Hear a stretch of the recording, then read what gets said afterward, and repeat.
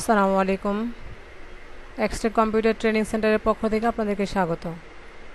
আমি আজকে আপনাদের দেখাবো মাইক্রোসফট পাওয়ারপয়েন্ট 2007-এ স্লাইডের মধ্যে কীভাবে ডেট অ্যান্ড টাইম এবং স্লাইড নাম্বার ইউজ করতে হয়। প্রথমে আমি মাইক্রোসফট পাওয়ারপয়েন্ট 2007 ওপেন করব।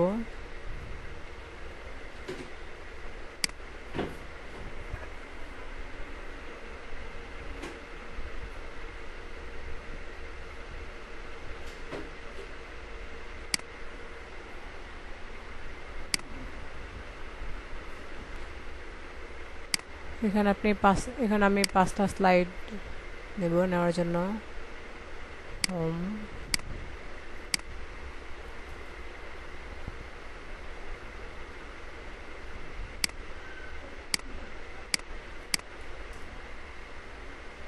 এই স্লাইডগুলোর মধ্যে আমি ব্যাকগ্রাউন্ড কালার ইউজ করব।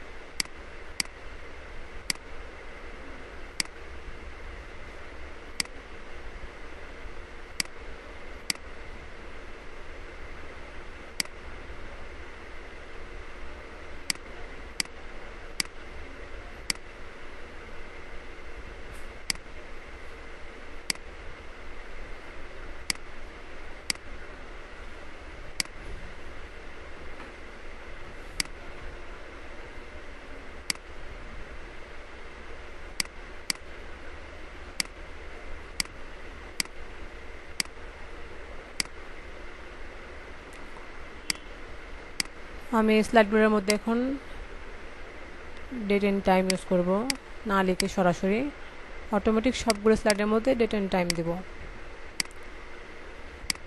আর ডেট অ্যান্ড টাইম দেওয়ার জন্য insert ribbon, text group menu থেকে ডেট অ্যান্ড টাইম, এখানে হিডার অ্যান্ড ফুটার ডায়ালগ বক্সে ডেট অ্যান্ড টাইমে ক্লিক করে আপডেট অটোমেটিক্যালি অপশন থেকে একটা ডেট এখানে বিভিন্ন ফরম্যাটে, আজকের ডেট এখানে বিভিন্ন ফরম্যাটে দেওয়া আছে, কোনটা নেব সেখানে ক্লিক করে অ্যাপ্লাই টু অল, চলে আসছে সবগুলো স্লাইডের মধ্যে ডেট। আমি চাইলে এই লেখাগুলোর সাইজ, কালার, স্টাইল চেঞ্জ করতে পারি।